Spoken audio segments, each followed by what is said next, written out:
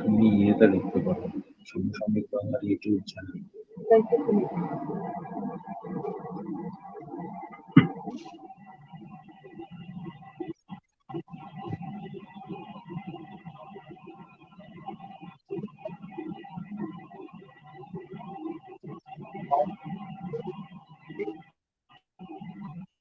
নমস্কার, শুভ সন্ধ্যা। সমসাময়িক বাংলা পত্রিকা তার ফেসবুক পেজ এবং তার ইউটিউব চ্যানেলের তরফ থেকে সব দর্শক শ্রোতা বন্ধুদের স্বাগত জানাচ্ছি। গত 1.5 বছর ধরে আমরা এই কোভিড মহামারীর সঙ্গে অতিমারির সঙ্গে একটা যুদ্ধ করে চলেছি। সবাই নিজের নিজের ফিল্ডে নিজের মতো করে আমাদের যুদ্ধ চলছে। ডাক্তারবাবুদের যুদ্ধ একরকম, আমাদের মতো সাধারণ মানুষের যুদ্ধ আরেক রকম। কিন্তু ইদানিং ওদের ওপর বিষ ফোঁড়ার মতো নতুন আততায়ীতে আক্রান্ত হচ্ছি, যে আততায়ীর নাম কৃষ্ণ ছত্রাক বা ব্ল্যাক ফাঙ্গাস। তো আজকে আমাদের আলোচনা শুরু হবে মূলত এই ব্ল্যাক ফাঙ্গাসের সংক্রমণ নিয়ে। এই ব্ল্যাক ফাঙ্গাসের সংক্রমণে আমাদের জীবন কিভাবে বিপর্যস্ত হচ্ছে, সেই জায়গাটা, সেই আলোচনাটাই আমাদের এখানে যারা বিশিষ্ট চিকিৎসক যারা রয়েছেন তারা সবাই মিলে আলোচনার মাধ্যমে বিষয়টা আমাদের কাছে উপস্থাপিত করবেন, যে আসলে ব্ল্যাক ফাঙ্গাস কি, এর সংক্রমণ কিভাবে হচ্ছে, এর থেকে বিপদ কতটা আসতে পারে। তো আলোচনা শুরুর আগে আমি আমার নিজের পরিচয় দিই। আমি স্বাগতা বন্দ্যোপাধ্যায়, আপনাদের সবাইকে স্বাগত জানাচ্ছি। আজকে আমাদের অনুষ্ঠানের নাম আততায়ী কৃষ্ণ ছত্রাক। শুরুতে যেটা বলার সেটা হলো যে পশ্চিমবঙ্গ ছাড়াও তেলেঙ্গানা, রাজস্থান, মহারাষ্ট্র এবং গুজরাটে এই ছত্রাকের আক্রমণে যথেষ্ট একটা সমস্যা তৈরি হয়েছে। এখানে এইসব রাজ্য সরকারগুলি মহামারী রূপে এটাকে ঘোষণাও করেছেন এবং এই পরে গত 20 মে কেন্দ্র সরকারও এটিকে নোটিফায়েবল ডিজিজ বলে ঘোষণা করেছেন এবং মহামারী সংক্রান্ত যা কিছু প্রোটেক্টিভ মেজার নেওয়ার কথা বলেছেন। তো আমাদের রাজ্যে এখনো পর্যন্ত যা খবর, তাতে 10 থেকে 11 জন পর্যন্ত সংক্রামিত হওয়ার খবর আমরা পেয়েছি। অত্যন্ত দুর্ভাগ্যজনক একটি ঘটনা যে বছর 32-এর শম্পা চক্রবর্তী, যিনি শম্ভুনাথ পণ্ডিত হাসপাতালে চিকিৎসাধীন ছিলেন, তার মৃত্যুও ঘটেছে। তো অলরেডি রাজ্যে ছত্রাকের সংক্রমণে মৃত্যু ঘটার মতো ঘটনাও ঘটে গেল। তো আমাদের এখানে আজকে উপস্থিত রয়েছেন বিশিষ্ট চিকিৎসক ডক্টর অরিন্দম বিশ্বাস। ডাক্তারবাবু নমস্কার আপনাকে। আমাদের সঙ্গে রয়েছেন বিশিষ্ট ম্যাক্সোফেসিয়াল সার্জন ডক্টর সুজয় মুখোপাধ্যায়। ডাক্তারবাবু নমস্কার। এবং রয়েছেন বিশিষ্ট চক্ষু চিকিৎসক এবং আমার বন্ধু ডক্টর অনুপম পণ্ডিত। সবাইকে আমি একসঙ্গে স্বাগত জানাচ্ছি। আমি এক এক করে প্রশ্নে আসবো। আমার প্রথম প্রশ্ন ডক্টর বিশ্বাসের কাছে। ডাক্তারবাবু, এই নতুন উপসর্গ কৃষ্ণ ছত্রাক, কৃষ্ণ ছত্রাক আসলে কি? এটাকে বলা হচ্ছে ফাঙ্গাস। তো অন্যান্য ফাঙ্গাল ইনফেকশনের থেকে এর ইনফেকশন আলাদা কতটা, এর সংক্রমণের ভয়াবহতা কতটা, বা এখান থেকে বাঁচার প্রাথমিক শর্তগুলো কি, এটা যদি আপনি একটু আলোকপাত করেন। দেখুন, ছত্রাক পৃথিবীতে বহু বহু হাজারে হাজারে ছত্রাক রোগ আছে। ছত্রাক রোগ মানুষের শরীরকে বিপদ ডেকে আনতে পারে, কিছু ছত্রাক রোগ সামান্য চিকিৎসাতে চলে যায়। ছত্রাক রোগের একটা অসুবিধা হচ্ছে, ফাঙ্গাল ডিজিজের অসুবিধাটা হচ্ছে, এদের ইংলিশে একটা ভাষা বলি রিক্যালসিট্রেন্ট, মানে এরা ভীষণ স্টাবর্ন, এরা যেতে চায় না। এদের অনেক বছরের পর বছর চিকিৎসা করার পর এরা সরে যায় বা এদেরকে নির্মূল করা যায়। ফাঙ্গাস সহজে কিছু দেখা যায় না। ফাঙ্গাস আমাদের শরীরে আছে কিন্তু সহজে আসে না। যখন প্রতিরোধ করার ক্ষমতাটা ক্ষীণ হয়ে যায় বা তলানিতে এসে যায়, তখন এদের দাপট দেখা যায়। এদের যে প্রকাণ্ড কর্মকাণ্ড এবং তাদের বিভীষিকা তখন কিন্তু সামনে আসে, প্রকট হয়ে আসে। ব্ল্যাক ফাঙ্গাস, যার মেডিকেল টার্ম আমরা বলি রাইজোপাস অথবা মিউকার, রোগটার নাম হচ্ছে মিউকার মাইকোসিস। এই রোগটা কিন্তু সাধারণত ভাবে দেখা যায় না। সারা বিশ্বে 600 মানে 60 কোটির মতন বাসিন্দা সারা পৃথিবীতে, সেখানে 3 থেকে 4 লাখ বছরে হয়। তাদেরই হয় যাদের প্রতিরোধ করার ক্ষমতা তলানিতে চলে গেছে। তাদের হয় যেরকম যাদের অঙ্গ প্রতিস্থাপন হলো, যাদের ডায়াবেটিস অসামান্য মাত্রায় রয়েছে, তৃতীয়ত হচ্ছে অনেক সিওপিডি মাঝে মাঝেই তাদের স্টেরয়েড লাগছে, চতুর্থ যাদের একেবারে ধরুন হার্ট ডিজিজ, যাদের প্রতিরোধ করার কিছু নেই, ক্যান্সারের রোগী, যারা ইমিউনোসাপ্রেসিভ মেডিসিনে রয়েছে, এইসব মানুষদের যাদের প্রতিরোধ করার ক্ষমতা তলানিতে গেছে, তাদের ক্ষেত্রে এই ব্ল্যাক ফাঙ্গাস দেখা যায়, বা অন্যান্য ফাঙ্গাসও দেখা যেতে পারে। কারণ ফাঙ্গাস তখনই তাদের চেহারাটা, আসল চেহারাটা বিভৎস রূপ তা দেখাতে পারে যখন প্রতিরোধ করতে পারে না শরীর। আমরা আলোচনা করছি, আমরা এই নিয়ে আলোচনাটা করছি কারণ আমাদের ব্ল্যাক ফাঙ্গাস এখন দেখা যাচ্ছে কোভিড রোগে আমরা স্টেরয়েড ব্যবহার করছি, কারণ প্রদাহটাকে কম করার জন্য। প্রদাহটা অতিরিক্ত হচ্ছে বলে মানুষের মৃত্যু হচ্ছে, এই কারণে আমরা তীব্রতাটাকে আটকানোর জন্য স্টেরয়েডের ব্যবহার হচ্ছে। তা সেই জায়গায় কিছু ক্ষেত্রে অতিরিক্ত ব্যবহার হয়ে যাচ্ছে বা অপব্যবহার হচ্ছে। আর এইসব মানুষের হয়তো ডায়াবেটিস আছে, বা ডায়াবেটিস হওয়ার প্রবণতা আছে, বা ডায়াবেটিস হয়ে তারা জানেন না যে তাদের ডায়াবেটিস আছে। বহু মানুষকে আমরা দেখছি, আমরা যখন HbA1c টা করাচ্ছি, গ্লাইকোসাইলেটেড হিমোগ্লোবিন, কারুর 8, কারুর 9, কারুর 11, তারা জানতেনই না যে তারা ডায়াবেটিস রোগে আক্রান্ত। সেই ক্ষেত্রে যখনই স্টেরয়েড ব্যবহার হচ্ছে, মাত্রা এত বেড়ে যাচ্ছে, সেই জায়গা বা বাতাবরণটা ব্ল্যাক ফাঙ্গাস বা রাইজোপাস বা মিউকার পাচ্ছে, এবং সেখানে বংশবৃদ্ধি হচ্ছে। আর ওই কালো রংটা হচ্ছে এই কলোনির, সেই কারণেই নামকরণ হয়েছে ব্ল্যাক ফাঙ্গাস বলে। তাহলে ডাক্তার বিশ্বাস, আপনার কাছে আমার প্রশ্ন, যে ধরুন আপনি বলছেন অতিরিক্ত স্টেরয়েড ব্যবহার করার জন্যই এই রোগটার প্রকোপ বাড়ছে, সেক্ষেত্রে এটা কি কোভিড এর একটা কোল্যাটারাল ড্যামেজ হিসেবে আমরা দেখব? কোল্যাটারাল ড্যামেজ নয়, কোভিড রোগকে আটকাতে গেলে স্টেরয়েড ব্যবহার করা অপরিহার্য তার ভূমিকা। কিন্তু এই অপরিহার্য ভূমিকার মধ্যে অনেক সময় হচ্ছে কি, এই স্টেরয়েড দেওয়ার একটা নীতি আছে।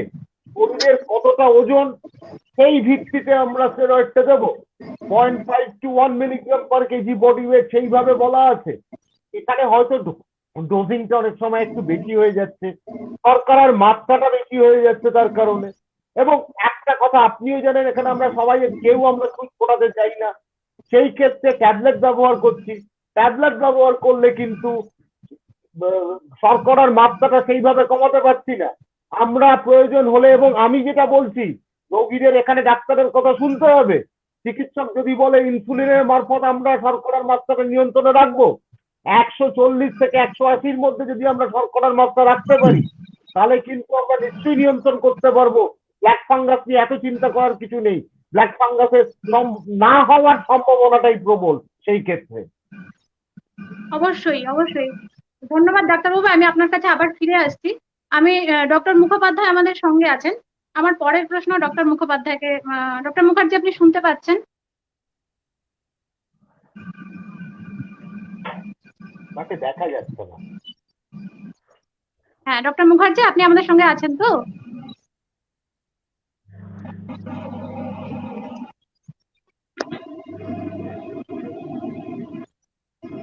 আমার পরের প্রশ্ন ছিল ডক্টর মুখোপাধ্যায়ের কাছে। আপনি শুনতে পাচ্ছেন ডাক্তারবাবু?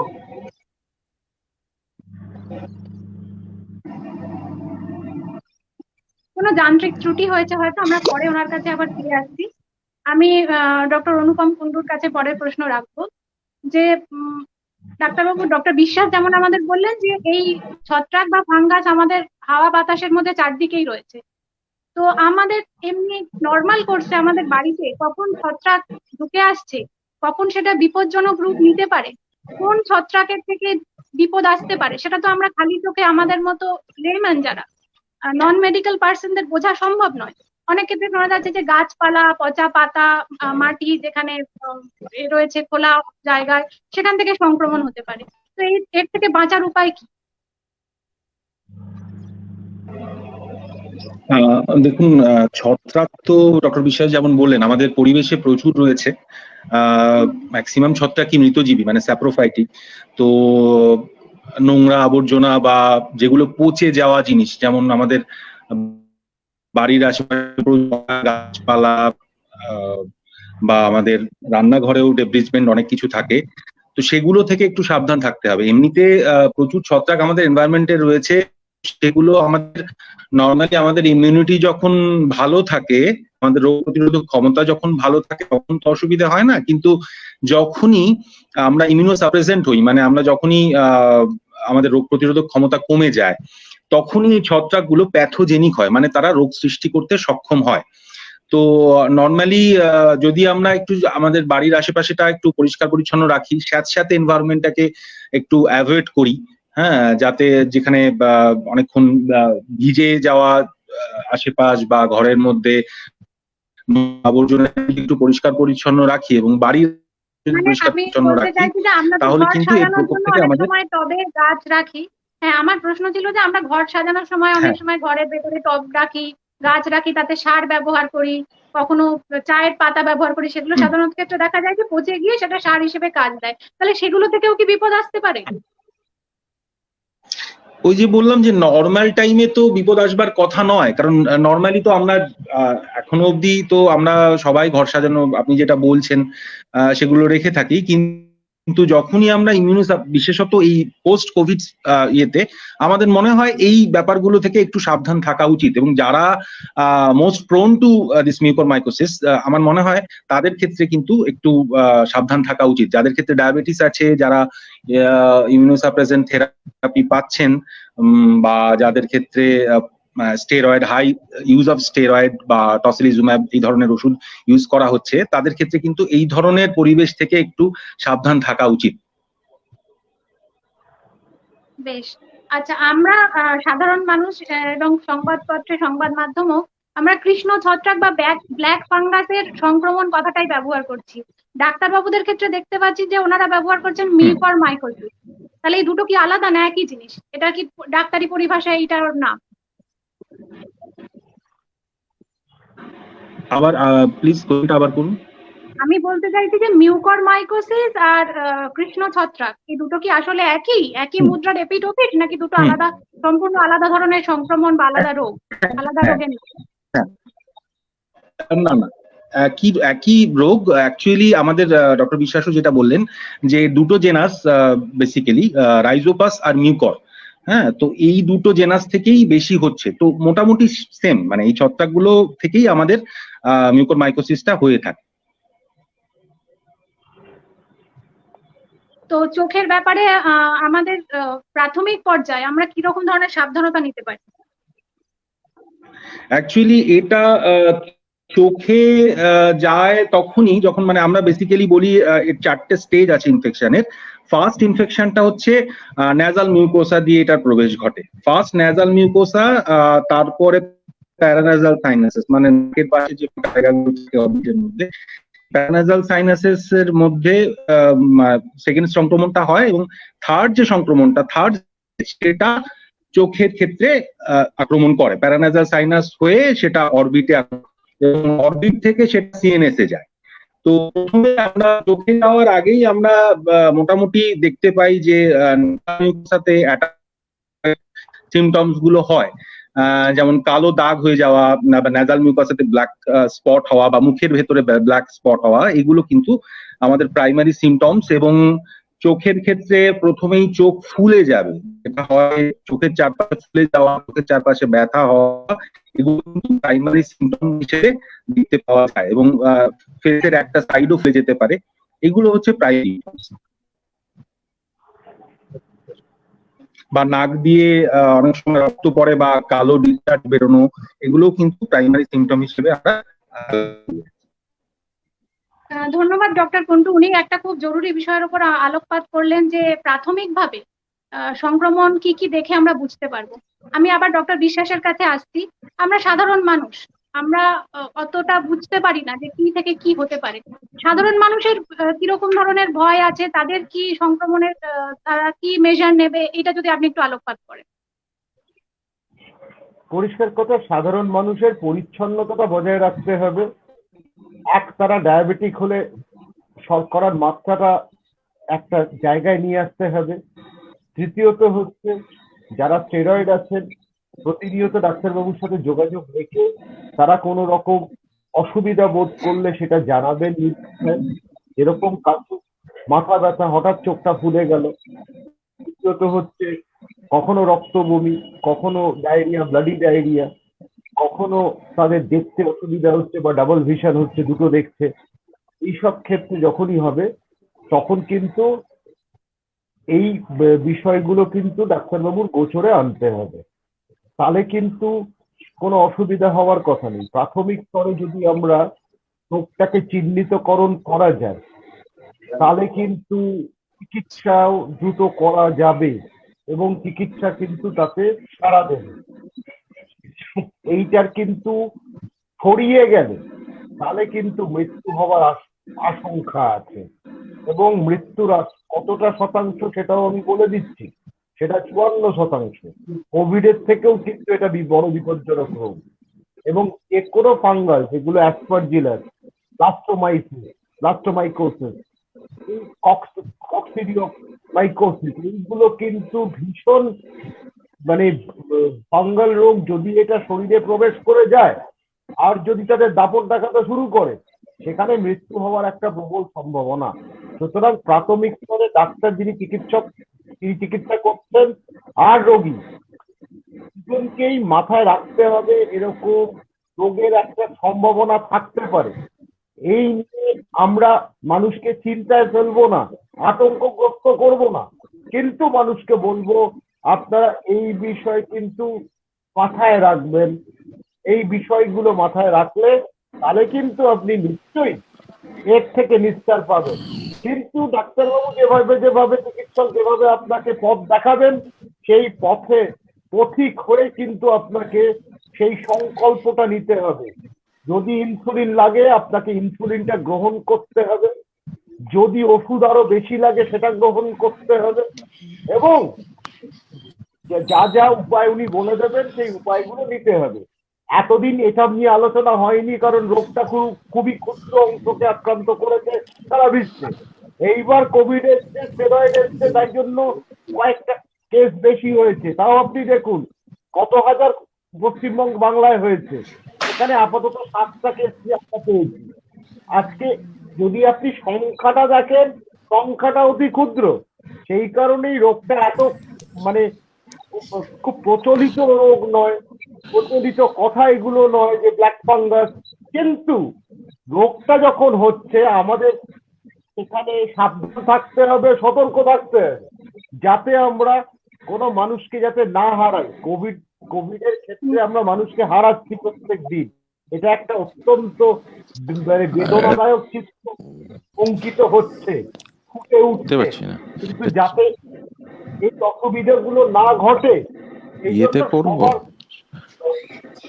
রোগীদের সহযোগিতা আর ডাক্তারবাবুদের তীক্ষ্ণ নজর দেয়, এই দুটো মিলিত যদি প্রচেষ্টায় হয় তাহলে কিন্তু ব্ল্যাক ফাঙ্গাস হবে না। ব্ল্যাক ফাঙ্গাস নিয়ে যে অযথা একটা চিন্তা, একটা বড় আলোচনা সব জায়গায়, তাতে মানুষ কিন্তু খানিকটা চিন্তা মুক্ত হবে। এবং আমাদের অভিপ্রায় সেটাই হবে যে চিন্তা ভাবনাটা যাতে মানুষকে কম করাই, মানুষের যাতে চিন্তাগ্রস্ত অবস্থায় মানুষ না থাকে, আতঙ্কগ্রস্ত অবস্থায় মানুষ না থাকে। ঠিক, খুব দামি কথা বললেন ডক্টর বিশ্বাস, যে আমাদের সচেতনতা এবং ডাক্তারবাবুদের উপর চিকিৎসার দায়িত্ব যদি আমরা সম্পূর্ণ ছেড়ে দিই, আমরা যদি নিজেরা নিজেদের মতো করে ডাক্তারি করতে না চেষ্টা করি, তাহলেই বোধহয় বিপদ অনেকখানি এড়ানো যাবে।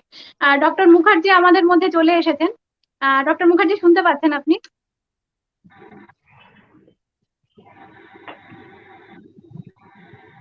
ওনার আনমিউট করতে হবে, ওটা। ডক্টর মুখোপাধ্যায়, আপনার অডিওটাকে আনমিউট করলে শুনতে পাবো আপনার কথা।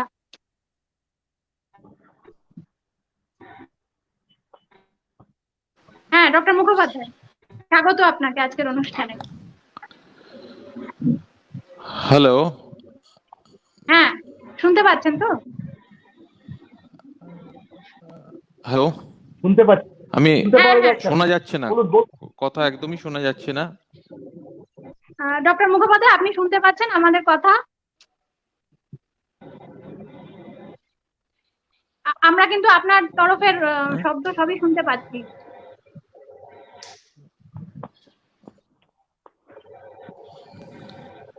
আমি দেখছি, আমি দেখছি, আমি লগ আউট করে লগ ইন করছি। ঠিক আছে, ঠিক আছে, আমরা আপনার কাছে আবার ফিরে আসবো। আমি আবার অনুপমের কাছে যাব। অনুপম যে কথাগুলো বলছিলে, সাধারণ মানুষের জন্য যদি আরেকবার বলো যে একদম প্রাথমিক পর্যায়ে, ডক্টর বিশ্বাস অলরেডি আমাদের বলেছেন যে ফাঙ্গাস চট করে যায় না, এসে বসে থাকলে তারা বসেই থাকে, গেড়ে বসে আর কি। চট করে তাদের তাড়ানো যায় না। তো সেই ক্ষেত্রে যদি একদম প্রাথমিক পর্যায়ে সেটাকে মানে আমরা ট্রিটমেন্ট শুরু করে দিই, কোন লক্ষণগুলো হবে যার ফলে আমরা মনে করবো যে না, এটা আর সাধারণ সংক্রমণের জায়গায় নেই, এটা এবার আমাদের কোনো ডাক্তারবাবুর পরামর্শ নিতে হবে? সেই লক্ষণগুলো কি একদম প্রাথমিক পর্যায়ে সেইখানে যদি আমরা চিকিৎসা শুরু করি, তাহলে কি এই সংক্রমণ প্রতিরোধ করা যাবে? বিশেষত চোখের ক্ষেত্রে আমরা জানি যে উপরিত্বকে বিভিন্ন রকম ফাঙ্গাল ইনফেকশনের কথা আমরা এতদিন শুনেছি, কিন্তু এই যে মুখ গহ্বরে, মুখের ভিতরে, নাজাল এরিয়াতে বা চোখে, যেটা সরাসরি আমাদের উপরিত্বক নয়, হ্যাঁ, যেটা সেই সব জায়গার সংক্রমণ যদি হয়, তার প্রাথমিক পর্যায়ের চিকিৎসা কি হতে পারে যাতে করে সংক্রমণটা সেই প্রাথমিক অবস্থাতেই আটকে দেওয়া যায়? চোখের ক্ষেত্রে স্পেশালি চোখের যে আগেই বললাম যে চোখের ক্ষেত্রে ডিরেক্ট ফাঙ্গাল ইনফেকশন তো সেটা হতেই পারে, সেটা ফাঙ্গাল কেরাটাইটিস বা ওই ধরনের কিছু তো হতেই পারে। সেই ক্ষেত্রে যা শিডিউল ট্রিটমেন্ট আছে ফাঙ্গাল কেরাটাইটিসের, সেই ধরনের ট্রিটমেন্ট তো করতেই হবে। অ্যাজ পার মিউকরমাইকোসিস বা ব্ল্যাক ফাঙ্গাস যেটা আপনি বলছেন, সেটাতে যদি আমরা কনসেন্ট্রেট করি তাহলে একদমই প্রথম ক্ষেত্রে তো চোখে যাবে না। আগেই বললাম যে আগে চোখে যাবার আগে ও ন্যাজাল সাইনাসেস, মানে ন্যাজাল মিউকোসা, প্যারানাজাল সাইনাসেস, মানে আমাদের যে সাইনাস আছে সেগুলো ইনফেক্ট করবার পর তারপরে চোখে যাবে। তো চোখে যখন এই ধরনের ইনফেকশনস গুলো হয়, মানে প্রাইমারি সিমটমস গুলো তো আমি আগে শুরু করে দিই চিকিৎসকের পরামর্শ মতো, তাহলে হয়তো অনেক ইয়ে করা যাবে। কিন্তু সেটা যদি সিএনএস ইনভেড করে বা পুরোটাই, সেক্ষেত্রে জটিল। সেক্ষেত্রে পাওয়া ট্রিটমেন্টের ফলাফল অতটা সফল নাও হতে পারে। তো এই জন্য যখনই আমাদের প্রাইমারি সিমটম, যেমন আমরা যেটা বলছি ন্যাজাল স্টাফিনেস, মানে নাক বন্ধ হয়ে আসা বা নাক থেকে কালো ডিসচার্জ বেরোনো বা রক্ত পড়া বা চোখ ফুলে যাওয়া বা চোখে ব্যথা, ডিপ্লোপিয়া মানে ডাবল ভিশন, দুটো দেখা, এই ধরনের প্রাইমারি সিমটমস গুলো আমরা যখন দেখব, তখনই কিন্তু আমাদের সাবধান থাকতে হবে। হ্যাঁ, আর প্রোফাইল্যাকটিক মেজার হিসেবে মানে যাতে না হয় তার জন্য আমরা ইনিশিয়ালি আমাদের মুখগহ্বর কে বারবার চেক করা, অন্তত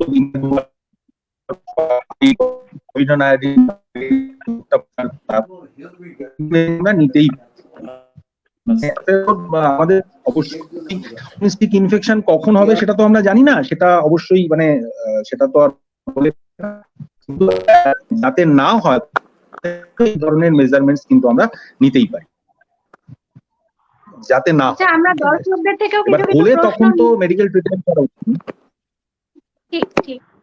আচ্ছা, দর্শকদের থেকে আমাদের কাছে একটু প্রশ্ন এসছে, সেটা হলো যে শুভম ত্রিপাঠী, উনি জানতে চেয়েছেন যে অলরেডি কি এই ব্ল্যাক ফাঙ্গাস, এই ফাঙ্গাসটা অলরেডি আমাদের পরিবেশের মধ্যে ছিল, নাকি এটা হঠাৎ করে কোনো কারণে, কোনো কিছুর কারণে এসছে, এবং মানে একটা লার্জ আমাদের ওপরে, সাধারণ মানুষের ওপর যারা এখনো কোভিড পেশেন্ট না বা যারা কোভিড সদ্য কাটিয়ে উঠলেন, যাদের আগে একবার করে কোভিড হয়ে গেছে, তো তারা সবাই কিভাবে এর প্রিভেন্টিভ মেজার নিতে পারে, নাকি যে কোনো যাদের কখনো কোভিড হয়নি তারাও কি এর থেকে বিপদ মানে আশঙ্কা করতে পারেন?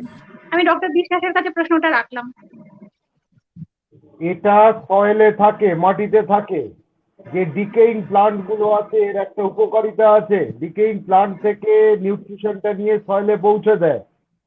কিন্তু আমাদের শরীরে কখনো ডিরেক্ট কন্ট্যাক্টে চলে আসে, কখনো ইনহেলেশন, এই দুটোতেই হতে পারে।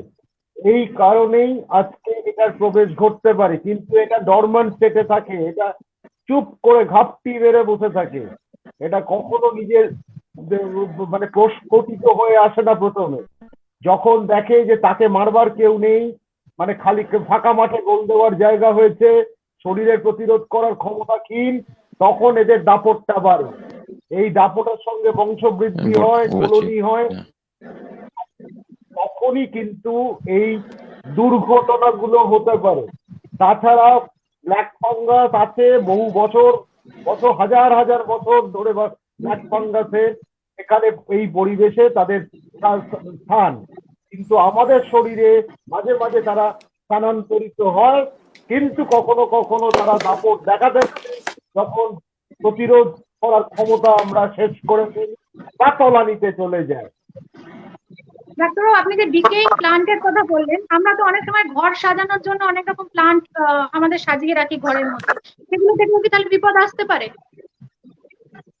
দেখুন, যখনই হয়, আমরা তো আগে মুখোশটা পড়তাম না, আমাদের একটু লাজ লজ্জা বোধ ছিল, একটা মুখোশ পরে কাজ করব কেন, কিন্তু এখন তো বোঝা যাচ্ছে মুখোশ পরাটা কতটা মানে অপরিহার্য, যে মুখোশ পরলে যে কত কিছু ঢুকবে না শরীরে, পরিচ্ছন্নতা বজায় রাখলে কত কিছু ঢুকবে না। আগেকার দিনে গরম জল দিয়ে মানুষ হাত ধুতো, সেটারও কিন্তু এখন বোঝা যায় বৈজ্ঞানিক কারণগুলো। আজকে সাবান জল দিয়ে হাত ধোয়াটা অনেক ভালো আপনার শুদ্ধিকারক ব্যবহার করার থেকে, সেটা প্রমাণিত হচ্ছে, এবং সেটা এখন বৈজ্ঞানিক ভাবে প্রমাণিত হচ্ছে। আগে এগুলো বলা হতো, এখন প্রমাণিত। এখন যেটা হচ্ছে, গাছপালা কেন অনেকে পাখির কাছে যায়, এই পাখির ওখান থেকে যে ড্রপিং থেকে এখান থেকে পর্যন্ত ফাঙ্গাল ইনফেকশন হতে পারে। সুতরাং যখনই আমরা পশু প্রাণী বা আজকে গাছপালা ব্যবহার করব, আমরা যদি মাস্কটাকে ঠিক মতো রাখি, আমরা যদি হাতে গ্লাভসটা পরে থাকি, আমাদের যদি ফুল ট্রাউজার ফুল শার্ট থাকে, তাহলে কিন্তু এইগুলো প্রবেশ করার কোনো রকম সম্ভাবনা নেই। হলেও এটাকে সরিয়ে দেওয়া যাবে। কিন্তু আজকে আমরা দেখবেন অনেক সময় মানে মাথায় টুপি পরে গিয়ে বাগান করছি, মুখটা খোলা, এইগুলো কিন্তু অনুচিত। সুতরাং এইবার আমরা বুঝেছি মাস্ক কতটা, মুখোশ কতটা দরকার। আমাদের মুখও আছে, মুখোশও থাকবে। আগেকার দিন এটা নিয়ে আমরা রসিকতা করতাম, এখন রসিকতা না, এটা বাস্তব যে আমাদের মুখোশও লাগবে, মুখও থাকবে। ঠিক, ডক্টর বিশ্বাস খুব জরুরি কথা বললেন যে এই মুহূর্তে এখন আমরা যে পরিস্থিতিতে রয়েছি, মুখোশ ছাড়া তা খুবই অবিমৃষ্যকারীর মতো আচরণ হবে। আমরা যাই করি না কেন, মুখোশ আমাদের মুখের ওপর এসে থাকুক, এটাই কাম্য। আর ডক্টর মুখার্জি, আপনি কি এবার শুনতে পাচ্ছেন? দেখুন তো সাউন্ড ঠিক আসছে কিনা।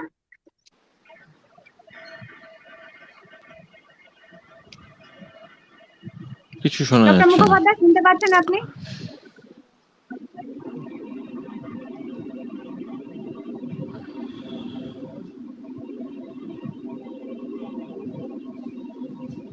ডক্টর মুখোপাধ্যায়, আমার কথা আপনি শুনতে পাচ্ছেন? এটা লাল হলো।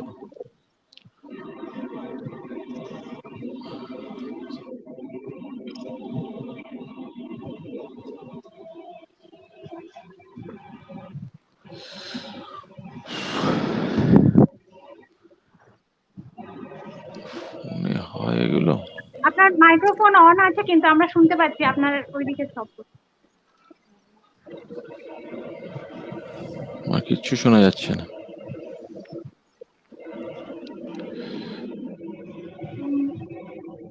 ডক্টর মুখোপাধ্যায়ের কাছে বারবারই কোনো একটা যান্ত্রিক বেরিয়ে সমস্যা হচ্ছে, আমরা যেতে পারছি না। আমরা অন্য কোনো ভাবে প্রশ্নটা ওনার কাছে পৌঁছে দেওয়ার চেষ্টা করব।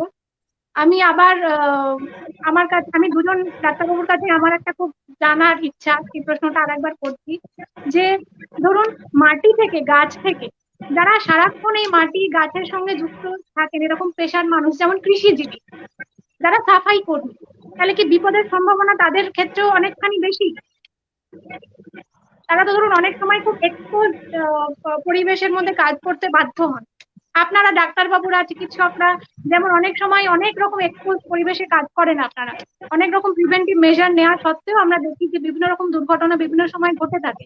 তাহলে যারা সরাসরি এই ময়লা পরিষ্কার করছেন, যে সাফাই কর্মীরা প্রতিদিনের কাজের মধ্যে তাদেরটা পড়ে, বা কৃষিজীবীরা যাদের ক্ষেত্রে ময়লা গাছপালা পরিষ্কার করা, চাষ করা, তাহলে সেই ক্ষেত্রে যেটা তাদের প্রতিদিনের কাজ, তারা কি আরো এই রোগটার প্রতি এক্সপোজ? আপনি অলরেডি আমাদের বলেছেন যে না, ঠিক আছে, এটা যাদের শরীরে রোগ প্রতিরোধ ক্ষমতা অনেকখানি কমে গেছে, তারাই হয়তো বেশি সংক্রামিত হবে। কিন্তু ধরুন রোগ প্রতিরোধ ক্ষমতা এই মুহূর্তে আমার কম কিনা আমি চিকিৎসা মেডিকেল রিপোর্ট ইত্যাদি না করলে তো বুঝতে পারবো না। হঠাৎ করে আমার পক্ষে এটা এমনি সাধারণ মানুষের পক্ষে বোঝা সম্ভব নয়। এবং আমাদের গ্রামাঞ্চলে যেসব মানুষেরা রয়েছেন তারা হয়তো অনেক সময় এগুলো পরিকাঠামো পান না যথেষ্ট এইসব রিপোর্ট করার ক্ষেত্রে। তো তাদের ভয় কতটা? আমাকে হ্যাঁ, আপনিও বলবেন, অনুপমও বলবে, আমি দুজনের কাছেই প্রশ্ন রাখলাম। আচ্ছা, আমার ক্ষেত্রে প্রথম কথা, আমাদের সহজাত প্রতিরোধ করার একটা ক্ষমতা থাকে। বেশিরভাগ ক্ষেত্রে জীবাণুর সাথে আমরা কিন্তু মুখোমুখি হই। এই মুখোমুখিতে আমরাই বিজয়ী হই, কারণ আমাদের যে প্রতিরোধ করার যন্ত্রটা এত সুন্দরভাবে সুসজ্জিত নয়, এত সুচারুভাবে কাজ করে, তাতে কিন্তু বেশিরভাগ ক্ষেত্রে প্রতিহত হয়। আজকে সেটা বড় অনেক সময় একটু ব্যতিক্রমী ঘটনা ঘটতে পারে। সুতরাং যখন আমাদের শরীরের প্রতিরোধ যন্ত্রটা একটু বিকল হয়ে যায়, তখন জীবাণুর যে প্রাদুর্ভাব, জীবাণুরা অনেক বেশি চাঙ্গা হয়ে ওঠে, অনেক বেশি অগ্রণী ভূমিকা নেয়। সেই ক্ষেত্রে আমাদের শরীরের প্রতিরোধ যন্ত্র যতদিন ঠিক থাকবে ততদিন প্রতিহত করবে সহজে। ফাঙ্গাল ইনফেকশন এমনি মানুষের সারা বিশ্বে যদি দেখেন সংখ্যাটা কম। যখনই ফাঙ্গাল ইনফেকশন হয় আমরা প্রশ্ন করি স্টেরয়েডে আছো, ডায়াবেটিস আছে, অন্য কোনো রোগ আছে যেখানে প্রতিরোধ করার ক্ষমতা তোমার কমে গেছে কিনা, এই প্রশ্নগুলো চলে আসে। একই সাথে এই প্রশ্নগুলো আসবে। কোভিড এর ক্ষেত্রে কি হয়েছে, শরীর চিহ্নিত করতে পারিনি প্রথমে, এটা বহিরাগত। পরে যখন বহিরাগত চিহ্নিত করেছে তখন তীব্র প্রতিক্রিয়া দেখিয়েছে। এই তীব্র প্রতিক্রিয়ার জন্য আজকে এই ঋণাত্মক ঘটনাগুলো ঘটেছে। কিন্তু একটা দিন আসবে যখন কোভিডও সহজ হয়ে যাবে, শরীর তখন বলবে হ্যাঁ এবার তোমাকে আমি ছুঁড়ে ফেলে দিতে পারবো সহজে, আমার সহজাত প্রতিরোধ ক্ষমতাই তোমাকে শেষ করে দিতে পারে। অর্জিত ক্ষমতা যখন শরীরের একটু তীব্র হয়ে যায় তখন কিন্তু সমস্যাটা বাড়ে। কারণ যেরকম জীবাণুকেও শেষ করার জন্য শরীরে একটা প্রচেষ্টা বা প্রক্রিয়া শুরু হয়, তার সাথে অঙ্গ প্রত্যঙ্গ গুলো নষ্ট হয়। সে কারণেই এত মৃত্যু মিছিল কোভিড এর ক্ষেত্রে দেখতে পাচ্ছি, যেটা অন্যত্র হয়তো দেখতে পাবো না। হয়তো 8 বছর পরে কোভিড ইতিহাস হবে, এটা নিয়ে সন্দেহ নেই। তখন কিন্তু শরীর এটাকে সহজেই নির্মূল করতে পারবে। শরীর বারবার যখন পরিকাঠামোর পরিবর্তন হয় সেই জায়গাতেই অসুবিধাটা দাঁড়াচ্ছে। একইভাবে ফাঙ্গাল ইনফেকশন বা ছত্রাক রোগ এইভাবেই কিন্তু নির্মূল হয়ে যায়, শরীর তাকে সরিয়ে দেয়। কিন্তু যখন শরীরের প্রতিরোধের যন্ত্রটা বিকল হতে থাকে তখন সব গোলমেলে হয়ে যায়, তখন হিসেব ঠিক মতন থাকে না, 2 2 4 হয় না। তখনই কিন্তু এদের বংশবৃদ্ধি হয়, এরা নানান অঙ্গ প্রত্যঙ্গকে আঘাত করে এবং নিষ্ক্রিয় করে। এটাই হচ্ছে অসুবিধাটা। সুতরাং রোগ ভাইরাস আছে, থাকবে, কিন্তু শরীর কতটা তাদেরকে শেষ করতে পারবে, কত দ্রুততার সাথে, সেটাই হচ্ছে মূল প্রশ্নটা। শরীরের উদ্দেশ্য একটাই থাকে, বহিরাগতদের জায়গা শরীর দেয় না। অনুপম, তুমি এই প্রশ্নের উত্তরে কিছু বলতে চাইবে? আমি যে কথাটা বললাম যে যারা খুব বেশি এক্সপোজড হয়ে আছেন ময়লা আবর্জনার প্রতি বা গাছপালার প্রতি, তাদের বিপদ কতটা বেশি? অবশ্যই আমারও একই মত যে নর্মালি তুমি যদি ইমিউনো কম্প্রোমাইজ না হও, তুমি যদি স্টেরয়েড না খাও, বা তোমার যদি কোনো অর্গান ট্রান্সপ্লান্ট বা এই ধরনের ইমিউনো সাপ্রেসেন্ট থেরাপি না চলে থাকে, তাহলে অসুবিধে কিছু নেই। কিন্তু হ্যাঁ, জেনারেল সাবধানতা হিসেবে আমরা, জেনারেল মেজার্স হিসেবে আমরা মাস্ক পরাটা, কারণ এই ধরনের ছত্রাকগুলো ম্যাক্সিমাম স্পোর ফর্মে হয়। স্পোর আমরা ইনহেল করি, সেটা গিয়ে ইদার আমাদের লাংস না হলে সাইনাসে গিয়ে হাইফি ফর্মেশন করে। হাইফি মানে ফাঙ্গাসের যে সূত্রটা, এবং সেখান থেকেই মানে প্যাথোজেনেসিসটা শুরু হয়, মানে রোগের উৎপত্তিটা শুরু হয়। তো আমরা জেনারেল মেজার্স হিসেবে মাস্ক তো পরতেই পারি অবশ্যই। এবং যারা ইন্ডাস্ট্রিয়াল ক্ষেত্রে কাজ করে বা যারা মাঠে ঘাটে কাজ করে, তারা যদি সাধারণ সাবধানতা অবলম্বন করে, ইন্ডাস্ট্রিয়াল যে সেফটি মেজার্স গুলো আছে বা মাঠে ঘাটে কাজ করার জন্য যে চোখের জন্য কোনো বিশেষ ধরনের সানগ্লাস ব্যবহার করা যেতে পারে? অবশ্যই হ্যাঁ, যারা ইন্ডাস্ট্রিতে কাজ করে বা আমরা যখন ইয়েতে করি, সানগ্লাস নয়, আমরা সেফটি গগলস যেগুলো বলি ওইগুলো ইউজ করা যেতে পারে, যেখানে চোখের মধ্যে বা চোখ বলো নাক বলো সেখানে কোনো বাইরের কোনো এজেন্ট ঢুকতে না পারে বা ফিউমস না ঢুকতে পারে আর কি। হ্যাঁ, তবে মাস্ক পরলে কিন্তু এটা অনেকটাই কন্ট্রোল করা যায়, কারণ আমি ওই যে বললাম যে আমরা স্পোর্টটাকে নর্মালি যেহেতু ইনহেল করি, তো মাস্ক থাকলে, প্রপার মাস্ক থাকলে সেটা কিন্তু অনেকটাই আটকানো যায়। আর একটি কথা, সেটা হচ্ছে অনেকেই আছে মাস্ক পরার সঠিক নিয়মটা জানে না, মানে একই মাস্ক বারবার বারবার পরছে, সেই ক্ষেত্রে কিন্তু এটা খুব বিপজ্জনক হতে পারে, বিশেষত এই কোভিড সিচুয়েশনে একই মাস্ক দুবার তিনবার না পরাই ভালো। সার্জিক্যাল মাস্ক হলে একবার পরেই, অনেকে আছে দুবার তিনবার ইউজ করে, কিন্তু সেটা না করাই ভালো। আচ্ছা ডক্টর মুখোপাধ্যায়, আপনি কি শুনতে পাচ্ছেন এবার? হ্যাঁ, এবারে শুনতে পাচ্ছি, এবারে आज শুনতে की পাচ্ছি। वीडियो में हम डिस्कस करेंगे नमस्कार। म्यूकर আমরা माइकोसिस। আজকে মূলত যা নিয়ে আলোচনা করছি, হ্যাঁ। কৃষ্ণ ছত্রাক বা ব্ল্যাক ফাঙ্গাস, সেই হ্যাঁ। ব্যাপারে আমরা যা দেখেছি যে এই ফাঙ্গাল ইনফেকশনটা আমাদের মুখ গহ্বরে, মুখের ভিতরে নেজাল এরিয়াতে হচ্ছে। তো এটা তো ঠিক ত্বকের উপরিভাগ নয়। তো সেক্ষেত্রে কিভাবে প্রাথমিক পর্যায়ে প্রতিষেধক, মানে আমাদের প্রাথমিক পর্যায়ে আমরা কি মেজার নিতে পারি যাতে করে সেই সংক্রমণটা আর এর থেকে না বেশি এগোয়?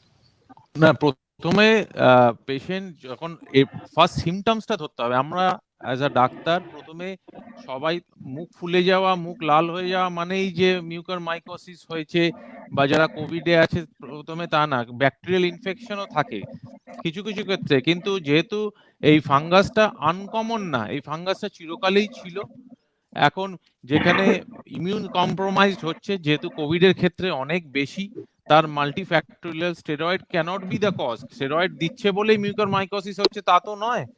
হ্যাঁ, তো প্রতিরোধ ক্ষমতাটার উপর ডিপেন্ড করে। তো প্রথমে আমাদের দেখতে হবে যে নাক ব্লক আর নাক দিয়ে ডিসচার্জ, এই দুটো প্রাইমারি সাইন্স। আমি রিসেন্টলি 2-3 দিন আগেই আমি একটি পেশেন্ট দেখলাম। আমি নন কোভিড মিউকার মাইকোসিসও দেখেছি, কোভিড মিউকার মাইকোসিসও দেখলাম।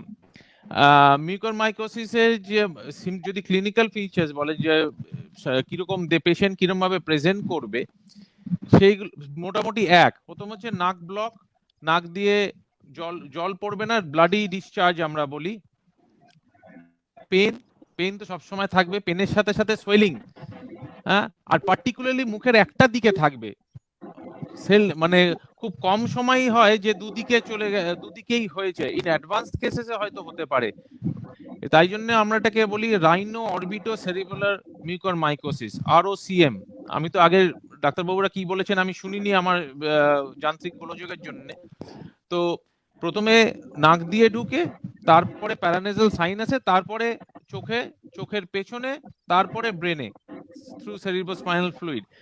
আর কি দেখতে হবে যে ওপরে স্কিনে ডিসকালারেশন, কালচে, যেটাকে আমরা সবসময় বলি যে ব্ল্যাক ফাঙ্গাস। কেন বলছি, অনেকে এটা ভাবছে যে স্কিনটা কালো হয়ে যাচ্ছে বলে তাই জন্য ব্ল্যাক। ওভারলাইন স্কিনটা ব্ল্যাক হওয়ার কারণ হচ্ছে ওখানে ব্লাড সাপ্লাইটা কমে যায়। রক্ত চলাচলের জন্য, ব্লাড সাপ্লাইটা কমে যাওয়ার জন্য এই ফাঙ্গালগুলো, এইগুলো অপরচুনিস্টিক ফাঙ্গাস, যেগুলো যখন প্রতিরোধ ক্ষমতা ব্লাড সাপ্লাই নেই সেখানেই বেশি গ্রো করবে বা জন্মাবে, ব্লাড ভেসেলের মধ্যে ঢুকবে। সেই ক্ষেত্রে স্কিনটা কালো হয়, রক্ত চলাচল বন্ধ হয় বলে। তার সাথে কি হয়, চোখে ব্লাড ভিশন মানে আবছাপ দেখা, চোখের পেছনে ব্যথা, নাকের ওপরে স্কিনটা লালচে থেকে কালো হয়ে যাওয়া, আর স্কিন নষ্ট হয়, যেটাকে আমরা নেক্রোসিস বলি। আর ওপরের চোয়ালেই ম্যাক্সিমাম ক্ষেত্রে দেখা যায় সাইনাসের। নিচের চোয়াল বা নিচের দিকে একমাত্র ওপর থেকে আপওয়ার্ড যায়, তারপরেই চলে আসে এক্সট্রা, আপনি যদি মনে করেন ফেস ছাড়া আর কোথায়, তারপরেই চলে আসে লাংসের দিকে।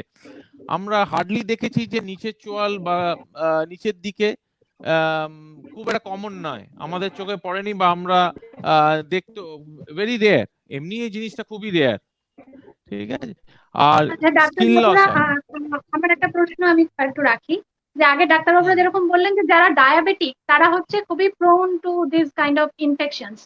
তো এমনিও ধরুন ডায়াবেটিস যাদের থাকে তাদের সাধারণভাবেই অন্যান্য নন ডায়াবেটিক মানুষদের থেকে দাঁতের সমস্যা আরো বেশি হয়, দাঁত পড়ে যাওয়া, দাঁতের গোড়া ফুলে যাওয়া, তো সেই ক্ষেত্রে যে একজন ডায়াবেটিক মানুষ তিনি এই দুটো ফাঙ্গাল ইনফেকশনের তফাৎ করবেন কি করে? প্রাথমিক পর্যায়ে কি দেখে বুঝবেন যে এক্ষুনি আমার এর ইন্টারভেনশনটা দরকার? ডায়াবেটিক পেশেন্টদের যে মুখের প্রবলেম, দাঁতের প্রবলেম, সেটা অনলি কনফাইন্ড দাঁতের মধ্যেই থাকবে বা মাড়িতে থাকবে। সেটা বেরিয়ে ওপরে গিয়ে সাইনাসে চলে যাওয়া বা নাক থেকে ডিসচার্জ হওয়া বা ব্লাডি ডিসচার্জ যেগুলো আমরা বলি বা ব্ল্যাকিশ ডিসকালারেশন বলি, সেইগুলো হবে না। আর এগুলো খুব র্যাপিড স্প্রেডিং, যেহেতু আপনার প্রতিরোধ ক্ষমতা কম, ইমিউনো সাপ্রেসড। এবারে সব ইমিউনো সাপ্রেসের কি মিউকরমাইকোসিস বা ব্ল্যাক ফাঙ্গাস হচ্ছে? যারা লিভার ট্রান্সপ্লান্টেশন, রিনাল ট্রান্সপ্লান্টেশন বছরের পর বছর স্টেরয়েড খাচ্ছে, তাদের তো হচ্ছে না। কোভিডে বেশি দেখা যাচ্ছে, সেই জন্য আমরা চিন্তিত। তাও incidence com, rare of the fungal diseases. তবে আর্লি ডিটেকশন, যেহেতু এটার মর্টালিটি খুব হাই, মানে তাই জন্য আর্লি ডিটেকশন এন্ড ট্রিটমেন্টটা খুব ইম্পর্টেন্ট। এমনি ডায়াবেটিক পেশেন্টদের দাঁতের মাড়ির সমস্যা আর এটার সমস্যা আপনি ক্লিনিক্যালি পেশেন্টকে দেখলে বুঝতে পারেন। স্কিন ডিসকালারেশন বা তালুতে কালচে দাগ, বুঝতে পেরেছেন? আপনার দাঁতের ব্যথা বা মাড়ি লুজ হয়ে যাওয়া থেকে এই দাগগুলো হবে না, বা নাক দিয়ে জল বেরোবে না, বা চোখের পেছনে ব্যথা হবে না, বা চোখে আপনি আবছা দেখবেন না। তো এইটার যেহেতু যেরকম ডাক্তারবাবুরা আগেও বললেন, আপনার কথা থেকেও পরিষ্কার হচ্ছে যে এটার হাই মর্টালিটি রেট রয়েছে একটা। তো সেক্ষেত্রে কি প্রথমেই আমরা ওই মানে সার্জিক্যাল ইন্টারভেনশনের দিকে যাব, যে এটা ওই জায়গাটাকে উপড়ে তুলে দেওয়া আমি দরকার? দুটো ক্ষেত্রে, হ্যাঁ, আমার দুটো ক্ষেত্রে সার্জিক্যাল ইন্টারভেনশন আমি করেছি, যেখানে বলে যে মানে প্রথম হচ্ছে ওষুধ ওষুধ যে অ্যান্টিফাঙ্গাল মেডিসিনস, সেইগুলো প্রথম। Prime diabetes control, obviously diabetic রোগীদেরই বেশি দেখা যাচ্ছে। ডিজিজ কন্ট্রোল, যেটাকে আমি প্রাইমারি বলি। সেকেন্ড স্টেজে আসছে সার্জিক্যাল ডিব্রাইডমেন্ট। যে জায়গাগুলো, এগুলো কি হয়, চামড়া শুধু কালো হয় না, যে নিচে হাড়গুলো থাকে চামড়ার সাথে, উপরে চোয়াল বা চোখের নিচে, সেইগুলো খারাপ হতে বা খেতে শুরু করে, সেইগুলোকে ডিব্রাইডমেন্ট মানে যে পরিষ্কার করা, ওটিতে নিয়ে গিয়ে জায়গাগুলোকে ধুয়ে পুছে পরিষ্কার করা। যেগুলো খারাপ আছে, সেই হাড় হোক, চামড়া হোক, মাসেল হোক, সেগুলোকে বার করে দেওয়া। কিছু ক্ষেত্রে দেখা যায় যে চোখ যখন ইনভলভ হয়ে যায়, তখন চোখ বার করার এভিডেন্সও আছে, চোখ যেখানে বার করতে হয়েছে, ওপরের চোয়াল যেমনি কেটে বার করে দিতে হয়েছে, যাতে ফার্দার আর না ছড়ায়। মানে ক্যান্সারের পেশেন্টদের ক্ষেত্রেও আমরা যেটা দেখেছি অনেক সময়, যে একটা অঙ্গ প্রত্যঙ্গ একদম পুরো কেটে সেই প্রত্যঙ্গটা বাদ দিয়ে দেওয়া হয়েছে। এবং কিছুদিন আগে আমি বিশিষ্ট চিকিৎসক করুণালোক চক্রবর্তী দিনেও বলছিলেন যে চোখের মতো জিনিস, যে চোখ আমাদের এত প্রিয় একটা অঙ্গ, চোখ বাদ দিয়ে দেওয়ার কথা উনি বলেছেন, বলছেন মানুষের জীবন আগে বাঁচুক, তারপরে চোখ। তো মানে হ্যাঁ, সেই সেই এক্স্যাক্টলি। গুরুত্ব দিয়েই আমাদের এটা দেখতে হবে, এটাই আপনি বলছেন?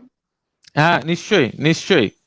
অনেক এভিডেন্স আছে, লিটারেচার আছে, যেখানে চোখ বাদ দিতে হয়েছে অ্যাডভান্স কেসেসে। হ্যাঁ, তবে নন কোভিড মিউকরমাইকোসিসও হয়। আমরা দেখেছি, যেরকম আলোচনা করছিল যে কাদের হতে পারে, আমরা দেখেছি, শুনেছি আমাদের পড়াকালীন যে যারা পানা পুকুরে ডুব দিয়ে দিনের পর দিন চান করে, পসিবিলিটি, মাঠে ঘাটে কাজ করে, যে এটা তো প্রাইমারিলি ফাঙ্গাল ইনফেকশন মোল্ড থেকে আসে। আমরা এই মোল্ডের এই মধ্যে কত প্রসঙ্গটাই একটু স্পোর, আগে তুলেছিলাম। হ্যাঁ হ্যাঁ, প্লিজ বলুন। হ্যাঁ, মোল্ডের মধ্যে কতগুলো স্পোর আছে। এবারে স্পোর কতগুলো অ্যাক্টিভ স্পোর, আমার প্রতিরোধ ক্ষমতা, স্পোর গুলো আমার বডির শরীরে ঢুকলো, তারপরে এটা গ্রো করলো আস্তে আস্তে। তখন অলরেডি যখন ওয়াইড স্প্রেড চারিদিকে হয়ে গেল, তখন আমরা স্টার্ট উইথ দ্য এইটা এই এত স্টেজ যাওয়ার আগেই যদি আমরা এটাকে রেকগনাইজ করে ট্রিটমেন্ট শুরু করে দিতে পারি, এই মর্টালিটিটাকে কমানো যায় আর্লি স্টেজে। সব ক্ষেত্রেই যে আমরা সার্জিক্যাল ডিব্রাইডমেন্ট দরকার হয় তা নয়। ঠিক ঠিক। আমরা যেমন প্রতিদিন কোভিড এর সময় থেকে আমরা দেখছিলাম যে প্রতিদিন হাত ধোয়া বা কিছু হাইজিন মেনটেন করে চলা। তো ওরাল হাইজিনের ক্ষেত্রে আপনি কি বলবেন, যে প্রতিদিন আমাদের প্রতিদিনের রুটিনের মধ্যে কোন কোন অভ্যাসকে যা ঢোকাতে যা হবে, নর্মাল, যেগুলো যা আগে যা আমরা করতাম না? না, নর্মাল যেরকম ব্রাশিং করা, মাউথ ওয়াশ করা, সেগুলো নর্মাল, নাথিং এক্সট্রা যে আপনি করবেন। হ্যাঁ, মানে এমন না যে অবভিয়াসলি আপনি যদি মনে হয় যে একটা তো মনে আশঙ্কা থাকে যে মিউকরমাইকোসিস হচ্ছে কিনা, ডায়াবেটিক, আমার মুখে আলসার হচ্ছে, দাঁত নড়ছে, মাড়ির সমস্যা, go to A local dentist, যে দেখা ওনারা কিন্তু এটা মাল্টিডিসিপ্লিনারি টিম অ্যাপ্রোচ, কিন্তু এটা একজন যে শুধু ক্রিটিক্যাল কেয়ারের ডাক্তাররা দেখছে বা চোখের ডাক্তার বা আমরা যারা head and neck maxillofacial surgeon তারা দেখছে তা নয়। ফিজিশিয়ানও দেখছে, তো ওনাদেরও আগে গিয়ে প্রাইমারি তাদের দেখা। কিন্তু এই অসুখটা তো আর বাড়িতে থেকে আপনার হবে না, এগুলো যেগুলো hospital long stay, long ICU stay, ঠিক আছে, ডেবিলিটেটিং পেশেন্ট, ডেবিলিটেটিং মানে হচ্ছে যাদের প্রতিরোধ ক্ষমতা একদমই কম তাদের। কিন্তু আপনি যদি মনে করেন যে আপনার বাড়িতে হয়ে মিউকরমাইকোসিস হলো, তা ইউজুয়ালি হয় না, এটা তো নর্মাল কমন সেল, আমাদের বাতাসেই আছে, কিন্তু আমার আপনার সবার কি হচ্ছে, হচ্ছে না। না, আমার আরো একটা প্রশ্ন আছে, এটা হলো যে ধরুন আগে বিভিন্ন সময়ে বিভিন্ন মানে আমাদের প্রাচীন পুঁথিপত্রেও বিভিন্ন রকম চিকিৎসা পদ্ধতির কথা আমরা পাই, যেগুলোর হয়তো সত্যি তার আমরা সত্য মিথ্যা জানি না। তো আজকে যখন আপনাকে পেয়েছি, তার ওই প্রশ্নটা করার লোভ আমি সামলাতে পারছি না। একটা খুব প্রাচীন একটা অভ্যাস হচ্ছে অয়েল পুলিং। তেল আচ্ছা, তেল মুখে নিয়ে নাকে নিয়ে অয়েল পুলিং করা, এরকম ধরনের হ্যাঁ। প্রাচীন পদ্ধতিগুলো যদি কেউ ধরুন বরাবর মেনে আসছে, এই প্রথাটার মধ্যে আছে, এই অভ্যাসটার মধ্যে আছে, সে কি আলাদা করে কোনো সুবিধা পাবে এই রোগ প্রতিরোধের ক্ষেত্রে? এটা কোনো ক্লিনিক্যাল এভিডেন্স বা আমি কোনো জার্নালে দেখিনি যে কোনো আলাদা, নিশ্চয়ই আছে, প্রাচীন প্রথা থেকে করছে। এর মধ্যে একটা সাইকোলজিরও ব্যাপার প্লে করে, শুধু তো ফিজিক্যাল না, রোগটা শুধু তো ফিজিক্যাল না, psychological also. Mental boost up, যে আমি করছি হয়তো আমার হবে না প্রতিরোধ, কিন্তু মানে কতটা হেল্প করে সেটা আমার জানা নেই, কোনো এভিডেন্সে আমি পাইনি। যে না, আগেকার দিনে দেখতাম নাকে তেল দেয়, নাকে তেল দিয়ে অনেকখানি নাকে তেল দিয়ে টানে। আমি কোনো সাইন্টিফিক এভিডেন্স যদি আমায় জিজ্ঞেস করেন, আমি বলতে পারবো না তার কি আছে। মেবি নেজাল মানে প্যাসেজটা এরকম ক্লিয়ার আপনি করে। বলছেন যে যিনি একজন চেন স্মোকার, তিনি যদি রেগুলারলি ওরাল হেলথ মেনটেন করেন, তাহলেও কিন্তু তিনি খুব সুবিধার দিকে থাকছেন না, তিনি খুব সেফ সাইডে থাকছেন না এক্স্যাক্টলি, যে তার কোনোদিনও কোনো ওরাল ক্যান্সার হবে না। হবে না। আমি তো ক্যান্সার প্রচুর দেখি, করি, তার মধ্যে টোব্যাকো। এবারে তো একদিনে সিগারেটে হয় না, বা একদিনে চুইং টোব্যাকোতে তার ক্যান্সার হয় না, বছরের পর বছর অনেক ঘন্টা ধরে দিনের পর দিন খেতে খেতে তার একটা আলটিমেটাম গিয়ে ক্যান্সার হয়। মানে আমি সিগারেট খাচ্ছি 2 মাস, 1 বছর খেলাম, 2 বছর খেলাম, আমার ক্যান্সার হলো, তা তো নয়।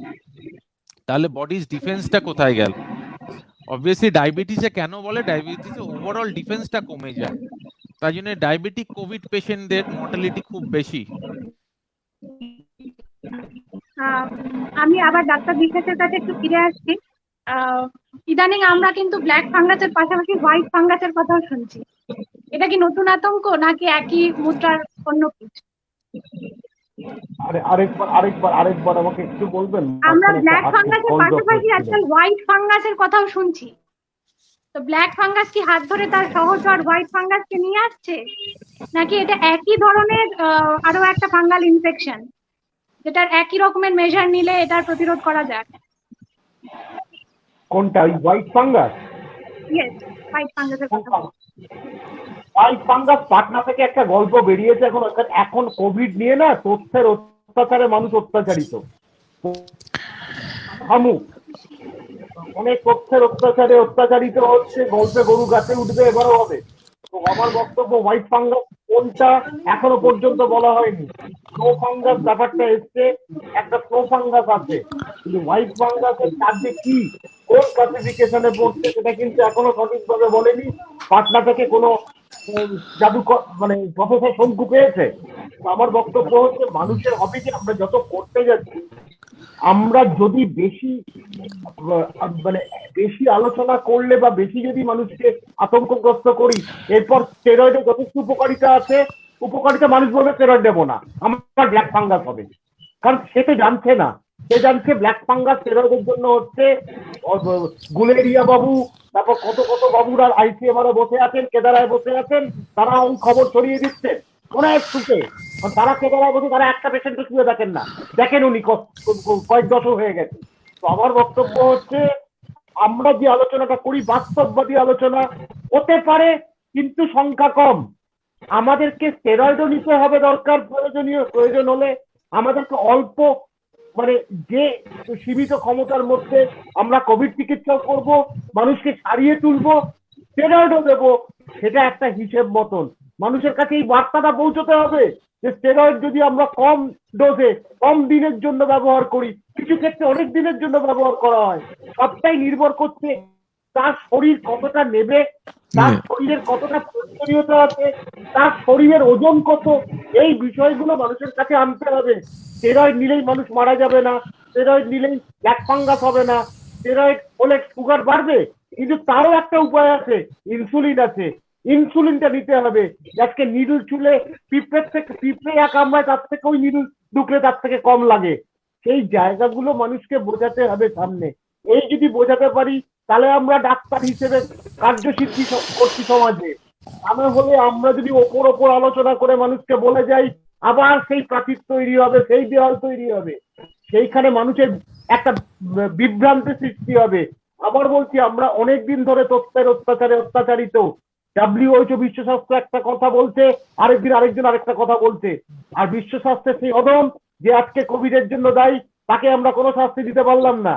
কিন্তু একটা কথা স্পষ্ট, আমরা যে জায়গায় যাচ্ছি, ভারতীয়রা যে কাজটা করে যাচ্ছি, এইবার খালি প্রতিষেধক এসে গেলে অনেকটা সমস্যার সমাধান হবে, এটা স্পষ্ট। আর মানুষকে আসল তথ্যটা বুঝিয়ে সহজ ভাষায় বোঝাতে হবে। বেশি বোঝাতে গেলে কিন্তু বিভ্রান্তির সৃষ্টি হবে। এটা কিন্তু আমার খুব স্পষ্ট বার্তা। আমরা আলোচনার শেষের দিকে ক্রমশ চলে এসেছি। ডক্টর বিশ্বাস যে খুব গুরুত্বপূর্ণ কথাটা বললেন, সেটা হচ্ছে অতিরিক্ত তথ্য আমাদের মধ্যে, শুধু তথ্য ভারাক্রান্ত হয়ে উঠছি ক্রমশ আমরা, আমাদের মধ্যে ভয় বা আতঙ্কের আবহাওয়া সৃষ্টি হচ্ছে। অনেক সময় এরকম হচ্ছে যে ভ্যাকসিন বা ওষুধ নিয়ে রাজনীতিও এসে যাচ্ছে এটার মধ্যে।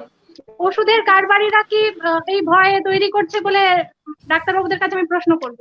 এই ভয় তৈরি করা, আতঙ্ক তৈরি করা, অতিরিক্ত তথ্য দিয়ে মানুষকে বিভ্রান্ত করার পিছনে ওষুধের কারবারিরা কি আছেন? প্রথম আতঙ্ক হচ্ছে নিউজ দেখা, খবর দেখা। খবরেই অর্ধেক লোক আতঙ্ক। আজকে এত লোক মারা গেছে, তবু এখন রিসেন্টলি দেখাচ্ছে, তাই বেশি দেখাতো। এক, সেকেন্ড অফ অল, আমরা এই দুর্ভাগা দুর্দশা দেশে বাস করি, যেখানে এইসবের সুযোগ নিয়ে কালোবাজারি হয়। এটা ডেভেলপ কান্ট্রিতে এরকম র্যাম্পেন্ট নয়। আপনি ইংল্যান্ড বলুন বা ইউরোপের যে কোনো কান্ট্রি বলুন, এই কালোবাজারি রুখতে গেলে সে তো সরকার যা করার করবে। এবারে ওষুধপত্র নিয়ে আপনি যে প্রশ্নটা করলেন যে এই ওষুধের জন্য ব্যবসায়ী মনোবৃত্তি বা ওষুধের দোকান, তাদের তো একটা ভেস্টেড ইন্টারেস্ট থাকবেই। এই যে স্টেরয়েড নিয়ে এত আতঙ্ক, তারপরে ডায়াবেটিস নিয়ে এত আতঙ্ক, স্টেরয়েড যে জীবনদায়ী, এবারে যদি কেউ ওষুধের দোকানে বুঝিয়ে দেয় আম জনতাকে যে স্টেরয়েড এত নিচ্ছেন, দেখবেন আপনার কিন্তু এই ব্ল্যাক ফাঙ্গাস কথাটাই মিসনোমার। আমার মনে হয় ব্ল্যাক ফাঙ্গাস কথাটা তুলে দিয়ে মিউকার মাইকোসিসটা বলাই বেটার। এই ব্ল্যাক ফাঙ্গাসটা বলে আরো মনের মধ্যে লোকের প্যানিক সৃষ্টি করা। এখন তো একটা নতুন কথা বলেছে হ্যাপি হাইপক্সিয়া। এই যে ডক্টর বিশ্বাস যেমনি বললেন না, এই যে হোয়াইট ফাঙ্গাস এগুলো আসছে করতে, এগুলো তো আমরা কোনোদিন পড়িনি। আমরা জানি ফাঙ্গাস, ক্যান্ডিডিওসিস এইসব দিয়ে পড়েছি, মিউকরমাইকোসিস এইসব, কিন্তু এই হোয়াইট ফাঙ্গাস, ব্ল্যাক ফাঙ্গাস কালকেই শুনছিলাম আমি, হ্যাপি হাইপক্সিয়া আবার হ্যাপি কি করে হয়? এই টার্মস গুলো দিন দিন, আর এগুলো বলতে আমার বাধা নেই। যে নিউজ চ্যানেল অনেক ফোন আসে ডেলি আমার কাছে, আছে সকালবেলাই ফোন এসেছিল এই হ্যাপি হাইপক্সিয়া নিয়ে কথা বলার। এগুলো হচ্ছে আমাদের কে বানায় আমি জানি না, ডাক্তাররা অ্যাটলিস্ট বানায় না, আর এগুলো নিয়ে এত প্রাধান্য দেওয়াটাও উচিত নয়। আর আমাদের রাজ্যে তো এখনো পর্যন্ত আক্রান্তের সংখ্যা 11। অন্যান্য আরো রাজ্যে এটাকে মহামারী বলে ঘোষণাও করা হয়েছে। আমাদের কাছে প্রশ্ন পাচ্ছি, আমাদের বন্ধুরা প্রশ্ন করছেন যে এটাকে মহামারী বলে চিহ্নিত করা কতদূর যুক্তিযুক্ত, বা কেন্দ্রীয় সরকার একটা টার্ম ইউজ করেছেন যে নোটিফাইবল ডিজিজ। এই দুটো টার্মের মধ্যে তফাৎটা যদি একটু পরিষ্কার করে বলেন। ডক্টর বিশ্বাসের কাছে আমি প্রথমে আসছি। নোটিফায়েবল মানে হচ্ছে যে রোগটা একটা ভয়াবহতা সৃষ্টি করতে পারে এবং রোগটা ছড়াতে, এই জায়গায় নোটিফায়েবল কথাটা আসে। আর এপিডেমিক, মহামারীর একটা কিন্তু ডেফিনেশন আছে। 5 বছর আমি হিসেব করব কতটা হলো, তার +2 স্ট্যান্ডার্ড ডিভিয়েশন। এই যে অতিমারি করে রেখেছে, প্রথমে হচ্ছে অযোগ্য অশিক্ষিত লোক কয়েকটা কেন্দ্রীয় প্রতিষ্ঠানে বসে আছে, সামনে বলছি, ক্যামেরার সামনে বলছি, আমি ভয় পাই না। তো এই লোকগুলো যত পুরো কেসগুলোকে ঘোরানোর জন্য এখন ভ্যাকসিনের অপ্রতুলতা, অক্সিজেন অপ্রতুলতা, সেটাকে ঘোরানোর জন্য এই ব্ল্যাক ইয়েলো হোয়াইট করেছে। আর হ্যাপি হাইপক্সিয়ার কথাটা কিন্তু ব্রিটিশ ডক্টরসরা করেছে। এই ব্রিটিশরা না অনেক টার্মস করেছে। 1 নম্বরে চোরাচার কারবারি করে ভারতবর্ষকে নষ্ট করে গেছে চোর চামুন্ডারা। এই ব্রিটিশরা এইসব হ্যাপি হাইপক্সিয়াটাকে করেছে। এই ব্রিটিশদের কিছু ডাক্তার আর কিছু news paper, specially Telegraph news paper এটাকে করেছে। এই হ্যাপি হাইপক্সিয়া ব্রিটিশদের আমদানি। আর আরেকটা কথা হচ্ছে, যেটা হচ্ছে আমার স্পষ্ট কথা, আপনি কালোবাজারির কথা তুললেন। দেখুন, যোগান যদি কম থাকে, আজকে কেন ভ্যাকসিনের কম? কারণ নীতি আয়োগের মতন একটা অযোগ্য লোকরা বসে আছে। তারা একজনকে বলেছিল, আমাদের দেশের এক বড় নেতাকে, যে না 30 কোটি মানুষকে দিয়ে দিলে আর কোনো প্রবলেম হবে না। ওই জন্য আদরণীয় পুনাওয়ালা সেটাই বিশ্বাস করে ওই তৈরি করে গেছে। এইটা ভাবেনি 92টা দেশের দাবি আছে কোভিশিল্ডের ওপর। এইবার 2 নম্বর, অক্সিজেনের অপ্রতুলতা। প্লান্ট, মধ্যপ্রদেশে প্লান্ট নেই, রাজস্থানে আছে, আবার ইউপিতে আছে, আরেকটা জায়গায় নেই। আর ক্রায়োজেনিক ট্যাঙ্ক নেই, যেটা নিয়ে সিলিন্ডার গুলো পাঠাতে লাগে। এই কয়েকটা জায়গা। এই বছর 7,700 মেট্রিক টন প্রায় দিনে লাগছে। আগের বছর লেগেছিল 2800 মেট্রিক টন দিনে, তার আগে লেগেছিল 500 মেট্রিক টন দিনে। আর ভ্যাকসিন 14টা বিত্তশালী দেশ 57% ভ্যাকসিন নিয়েছে, আমেরিকার দ্বিগুণ ভ্যাকসিন রয়েছে, ইসরায়েল 75% শেষ করেছে, ইউকে 60% শেষ করেছে। আমাদের ঘটনা, আমরা ভ্যাকসিনের অপ্রতুলতা এটাকে ঢাকতে এই ব্ল্যাক ফাঙ্গাস, হোয়াইট ফাঙ্গাস, নতুন আরো কিছু আসবে, অনেক কিছু আসবে, অপেক্ষা করতে থাকুন। টিনটিনের গল্প, অ্যালিস ইন ওয়ান্ডারল্যান্ড অনেক আসবে। তো আমাদের মুশকিল একটাই, সেটা হচ্ছে রাজনীতিকরণ করতে গেলে সঠিক রাজনীতিকরণ হচ্ছে না, রাজনীতিকরণে নীতিহীন কাজ হয়ে যাচ্ছে। স্পষ্ট চিত্রটা আমাদের সামনে কেউ ঢালছে না। এখনো বলছি, এই যে নামছে উচ্চাই চড়াই হচ্ছে, পরীক্ষা যে নম্বরটা আপনি দেখছেন, পরীক্ষার পরিসর কতটুকু হয়েছে।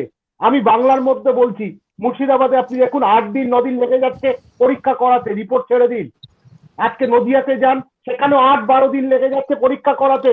আমার পেশেন্টটাকে বলে বলছি, আমি মাটির সাথে কাজ করে বলছি, আমি কেদারায় বসি না, এসি ঘরে কাজ করি না, সামনে বলছি, ক্যামেরার সামনে বলছি। তো সেই জায়গায় বসে একটা কথা বলছি, আসল চিত্রটা আপনি পাবেন না। এখন চিত্রটা পেতে হবে। এই স্বচ্ছতাটা না রাখলে আমরা কিন্তু যুদ্ধে হারাবো। তারপর এখন নতুন গল্প হচ্ছে তৃতীয় তরঙ্গ। যদিও তৃতীয় তরঙ্গ এখন একটু কম থাকবে, কারণ যশ আসছে। যশ নিয়ে আমরা বেশ 7 দিন 14 দিন 15 দিন 20 দিন আমরা বেশ আনন্দে থাকবো। কার কে ত্রিপাল চুরি করলো, কে চাল চুরি করলো, তো এই জায়গায় কিছুদিন যাবে। এই যে আসল জায়গা কোভিড, সেখান থেকে আমরা কিন্তু ঘুরে যাচ্ছি। আসল তথ্য থেকে আমরা কিন্তু বঞ্চিত হচ্ছি।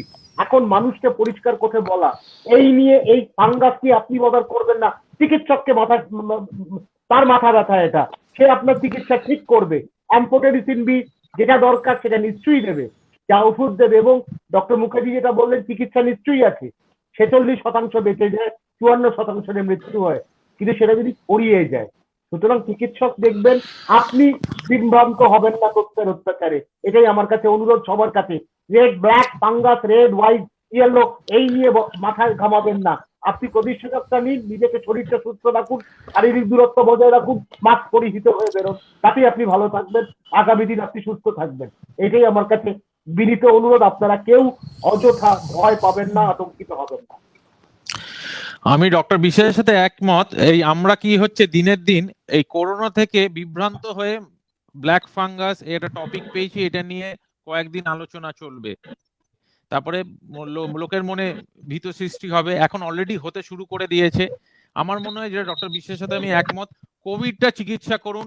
এর সাইড এফেক্ট কি কি, এর কমপ্লিকেশন হতে চলেছে, কে ইমিউনো কম্প্রোমাইজ, তার কি হবে, সব ইমিউনো কম্প্রোমাইজের তো আর ব্ল্যাক ফাঙ্গাস বা মিউকরমাইকোসিস হচ্ছে না। তো আমাদের কোভিড থেকে ডিভিয়েট করে যাচ্ছি, দিয়ে এই সব আলোচনা এখন বেশি শুরু হয়েছে। এবারে স্টেরয়েডের জন্য একটা ভীতি তৈরি করা হচ্ছে মানুষের মনের মধ্যে। আজকাল পেশেন্টকে যদি বলি আপনাকে একটু লো ডোজ স্টেরয়েড দেবো, ডাক্তারবাবু স্টেরয়েড দেবেন, তাতে কিছু হবে না তো? স্টেরয়েডের তো অনেক সাইড কারণ এফেক্ট। মানে আলোচনাটার পরিসরটা এই কারণেই করতে হলো, কারণ সাধারণ মানুষের মনে একটা প্রশ্ন আসছে যে কোভিড এর অতিমারি, তার সঙ্গে ব্ল্যাক ফাঙ্গাসের মহামারীও কোথাও কোথাও ঘোষণা করা হয়েছে। তো মানুষ ব্ল্যাক এই কারণে ফাঙ্গাসটা আর কোভিডটা তো দুটো, হ্যাঁ, ব্ল্যাক ফাঙ্গাস আর কোভিডটা তো দুটো মহামারী, আলাদা আলাদা করে চিহ্নিত হয়নি। কোভিডটা আলাদা দুটো আলাদা জিনিস। কোভিড পেশেন্টে কিছু কিছু ক্ষেত্রে পশ্চিমবাংলায় কম, রাজস্থানের দিকে বেশি দেখা যাচ্ছে এই মিউকরমাইকোসিসের প্রবণতাটা। আমরা মিউকরমাইকোসিসটাই কিন্তু এপিডেমিক বলতে পারি না এই মুহূর্তে, যে এটা একটা মহামারীর ধারণ নিচ্ছে, এটা মহামারী হবে তা নয়। গত 20শে মে কেন্দ্র এটাকে ওই নোটিফাইবল ডিজিজের আন্ডারে বিভিন্ন রাজ্যগুলিকে বলেছে যে নোটিফায়েবল মানে হচ্ছে পোটেনশিয়াল রিস্ক হ্যাঁ, of developing something bad, potential risk. Notifiable হতে পারে, এপিডেমিক কখনো হতে পারে না। এপিডেমিক কখনো হতে পারে না। এপিডেমিকের আর ডেফিনেশন আছে, 5 বছরে অ্যাপারেট করে ফার্স্ট হচ্ছে 2 স্ট্যান্ডার্ড ডিভিয়েশন, সেটা হচ্ছে এপিডেমিকের ডেফিনেশন। আর আপনার খেয়াল রাখতে হবে এই রোগটা 1.5 বছরে, করোনার বয়স হচ্ছে 1.5 বছর কি 1.5-2 বছর। হ্যাঁ ঠিক ঠিক, এর কিন্তু কোনো মানে রাজ্য স্পেশালিস্ট নেই। আমরা সরকারগুলির ওপরে হুম। কেন্দ্র সরকার এই স্বাধীনতাটা দিয়েছেন যে তারা নিজেরা এটাকে নিজেদের রাজ্যে মহামারী বলে ঘোষণা করছেন। হাত ধুয়ে ফেলছেন, হাত ধুয়ে হাত ধুয়ে- ফেলছেন। এটা পলিটিক্যাল, এটা রাজ্যের কমপ্লিটলি এরা অকৃতকার্য কেন্দ্র, অপদার্থ কেন্দ্র সরকার এরা রাজ্যের ওপর দিচ্ছে। পরিষ্কার কথা, অপদার্থ সরকারের কাজ ভূমিকাগুলো আমরা দেখছি, আর কিছু আপনি যদি দেখেন আমাদের প্রোটোকল গত 1.5 বছরের প্রতি 2-3 মাস অন্তর অন্তর চেঞ্জ হতে থেকেছে। আমরা হাইড্রক্সি ক্লোরোকুইন কোন ডাক্তার খাইনি আমার জানা নেই, আমি শুদ্ধ খেয়েছি 5 মাস আমি ধরে খাইনি, গত বছর। আমি খাইনি হ্যাঁ, তো তাছাড়া করোনা হয়নি। হয়নি সোফা, এতগুলো হাসপাতালে যাচ্ছি স্টিল। কিন্তু এই যে এই প্রোটোকল যে সেন্ট্রাল গভর্নমেন্টে যারা বসে আজকে বলছে এটা খান, এইটা আজকে মহামারী, এইটা অতিমারী, কালকেই দেওয়া চেঞ্জ হয়ে যাবে তাদের প্রোটোকল, তাদের বক্তব্য। এই নিয়ে বিভ্রান্ত হয়ে লাভ নেই। কোভিডের প্রোটোকলে চিকিৎসা হচ্ছে, 1.5 বছরের পুরনো রোগ, কেউ স্পেশালিস্ট নেই, সবাই ট্রায়াল এন্ড এরর দিয়ে শুরু হচ্ছে। এই যে রেমডেসিভির নিয়ে এত কালোবাজারি, এত আলোচনা, এত আস্তে আস্তে রেমডেসিভিরটাও বলছে কোনো ইউজে লাগবে না। আইভারমেকটিন যে ওষুধটা কোভিডে দেওয়া হয়, অ্যান্টি প্রোটোজোয়াল ওষুধ। এবার এটা নিয়ে নানা প্রশ্ন, নানা দ্বিমত, নানা আছে। এমনকি আমার মনে প্লাজমার হয় যেটা ব্যবহারটা নিয়েও এখনো এক এক রকম মত এক এক সময় শোনা যাচ্ছে। এক্স্যাক্টলি কোনো স্ট্রং এভিডেন্স নেই। এবারে আমাদের যেটা বললাম ডক্টর বিশ্বাসের সাথে, আমাদের কোভিডটাকে প্রাইমারি মোটো রাখতে হবে, primary motto of treatment, primary motto of looking into it. But mucormycosis যাদের হচ্ছে তাদের চিকিৎসা আছে, যা ওষুধে যেটা হসপিটালে দেওয়া হয়। তারপরে ইউজুয়ালি কিছু ক্ষেত্রে দেখা গেছে কোভিড পেশেন্ট ছাড়ার পর রিস্ক থাকে 2 থেকে 4 সপ্তাহের মধ্যেও মিউকরমাইকোসিস ডেভেলপ করতে পারে। ইন দ্যাট কেস সেখানে ওরাল মেডিসিন দিয়ে স্টার্ট করা বা মেইনটেনেন্স ডোজে পাঠানো। ঠিক। Oral doctor tablets. বিশ্বাস, আপনি কিছু অ্যাড করতে চাইবেন? আমি একটাই বলবো, সকল মানুষকে যারা দেখছেন অনুষ্ঠানটা, ভবিষ্যৎ পরেও দেখবেন, আমাদের চিকিৎসকদের কোনো অভিপ্রায় নেই আপনাদের ভীত সন্ত্রস্ত করার। এবং আমরা আবার আপনাদেরকে বলছি, ব্ল্যাক, হোয়াইট, ইয়েলো ফাঙ্গাস নিয়ে আপনাদের কোনো চিন্তা করার কিছু বিষয় নেই। চিন্তা চিকিৎসকরা করবে, চিকিৎসকরা করবে। আপনারা চিকিৎসকদের কথা শুনুন, আর যা যা স্বাস্থ্যবিধি আছে সেগুলো মেনে চলুন। ব্ল্যাক ফাঙ্গাস নিয়ে আতঙ্কিত হওয়ার কোনো কারণ নেই। নতুন নতুন আসবে, উৎপত্তি হবে নতুন শব্দে, নতুন নামকরণ হবে, সেইগুলো নিয়ে আপনারা বিভ্রান্ত হবেন না। বিভ্রান্তি সৃষ্টিকর্তা যারা আছেন তারা এই নিয়ে লাভ করবেন, অনেক খুশি হবেন, আনন্দে থাকুন, কার্টুন আঁকুন, মেম বানান, কিচ্ছু অসুবিধা নেই। তো আপনারা এক নজরে কোভিডের নিয়ে চিন্তা ভাবনা করবেন। একবার হাঁচি, একবার কাশি, একবার জ্বর হলেই চিকিৎসক পরীক্ষাটা করান, চিকিৎসকের সাথে যোগাযোগ করুন। আমি হরফ করে বলতে পারি যে আজ যদি 2 থেকে 3 দিন, একদিনের মধ্যে চিকিৎসা শুরু হয়, সামান্য ডক্সিসাইক্লিন, অল্প স্টেরয়েড, তারপর আর কোনো 2-1টা ওষুধ, আপনাকে হাসপাতালে স্থানান্তরিত হতে হবে না। যার বাড়িতে অক্সিজেনের যথেষ্ট, প্রথমে প্রদাহটা যদি কমাতে পারি তাহলে এটা কিন্তু আমরা লাভ করব। আর আইভারমেকটিন নিয়ে আমরা একটা কথা, কারণ আইভারমেকটিন নিয়ে এখনো পর্যন্ত কবির একটা প্রহেলিকা, যা প্রহেলিকা আমরা ভেদ করতে পারিনি। এই কণ্ঠ কাকীর্ণ পত্র আমরা 1.5 বছর পেলাম, কুসুমাস্তীর্ণ হয়নি। তো এটাই কথা বলতে পারি যে এই মুহূর্তে আইভারমেকটিন কিছুটা যা সাহায্য করেছে সেটা ব্যবহার করি। আজকে একজন লোক হাম্বা হাম্বা যে WHO বসে আছে যে আজকে কোভিডের জন্য সারা পৃথিবীতে, তাই এই অধম লোকটা মানুষ মেরেতে গিয়ে ইথিওপিয়াতে সে আজকে ওই জায়গায় বসে আছে, মানে সেটাই লজ্জাজনক জায়গা। এই লোকটাকে বিশ্বাস করার কিছু নেই, এ ভুলভাল বলবে, কিন্তু এখনো পর্যন্ত যতটুকু আমরা সাহায্য পেয়েছি আইভারমেকটিনের সেটা ব্যবহার করব। অ্যান্টি প্যারাসাইট হলেও অ্যান্টিভাইরাল প্রপার্টি আছে। এমএমপি সরি ইম্পোর্টিনটাকে ঢোকাতে মানা করে, ডিএনএটাকে ইম্পোর্টিনটাকে আটকায়। তো সেখানে আমরা ইনভিট্রো স্টাডি করেছি, ল্যাবে করেছি, তাতে যা বেনিফিট পেয়েছি সেটা ব্যবহার করি, কারণ আমরা এখনো নির্দিষ্ট ওষুধ পাইনি। আপেক্ষিকভাবে এটা নতুন ভাইরাস, আরো 5 বছর 6 বছর গেলে তখন গবেষণাতে আমরা সমুদ্রের গহীতে পৌঁছতে পারবো।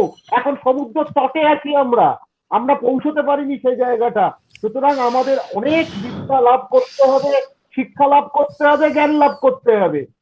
সেই জায়গাতে আমরা যতটুকু যা ওষুধ পাচ্ছি সেটা ব্যবহার করি, যদি তার পার্শ্ব প্রতিক্রিয়া থাকে সেটা বন্ধ করে দেওয়া হবে। আর প্লাজমা নিয়ে এই দাবিটা 6 মাস আগে থেকেই, যে প্লাজমা বয়স্ক লোকেদের কোনো কাজ করছে না, কারণ আমি অ্যান্টিবডি কতটুকু আছে জানি না, আমি প্লাজমা নিচ্ছে দিয়ে দিচ্ছি, তার মধ্যে তো অ্যান্টিবডি একটা নির্দিষ্ট লেভেল থাকবে, তাহলে কাজ করবে, যেটা শরীরে প্রবেশ করে।